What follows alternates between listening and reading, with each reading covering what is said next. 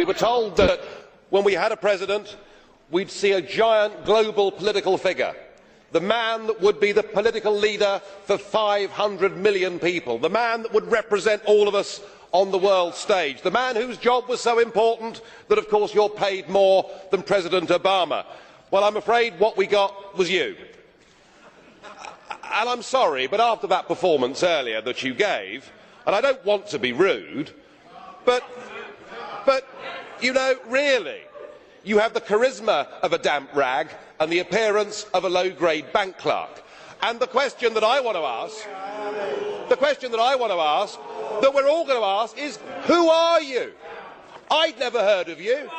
Nobody in Europe had ever heard of you.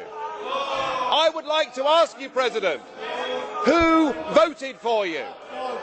And what mechanism? Oh, I know democracy is not popular with you lot. And what mechanism do the peoples of Europe have to remove you? Is this European democracy? Well, I sense, though, that you're competent and capable and dangerous, and I have no doubt that it's your intention to be the quiet assassin of European democracy and of the European nation states. You appear to have a loathing for the very concept of the existence of nation states. Perhaps that's because you come from Belgium, which of course is pretty much a non-country.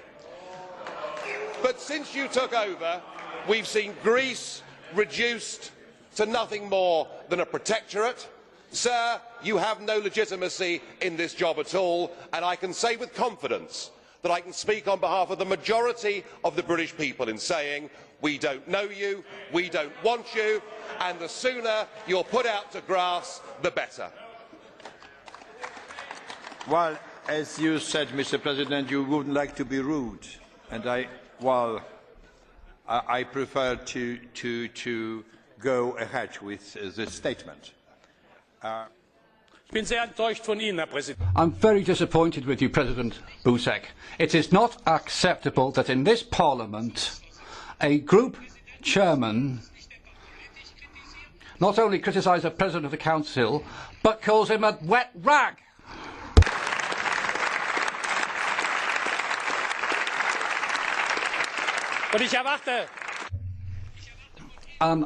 I expect you, President, to call this person to order. It's not right that this man should be able to trample over the dignity of this House. And Joseph Dole, it's not just a case of getting or allowing the UK to leave the EU. It'd be better for Mr Farage to resign if the European Union and the European Parliament are such bad things in his eyes. Thank you, President. Just as I have said to President Farage previously, 2 months ago, and today I repeat this, these type of addresses, which are character assassinations of individuals, are inadmissible in the European Parliament, and I spoke to Mr Farage about it and I drew his attention to it. Mr Schulz, I'd like to say that this is how I work, and that's my way of going about it.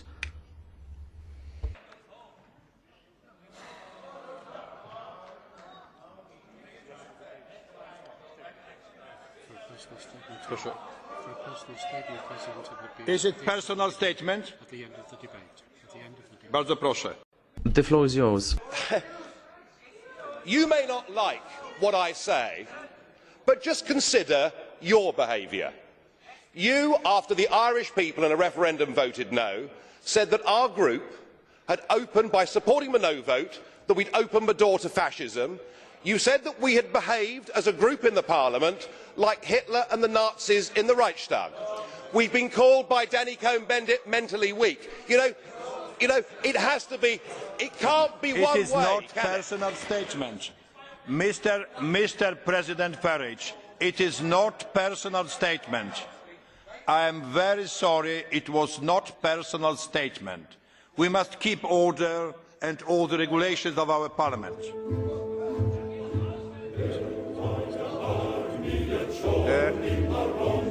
The next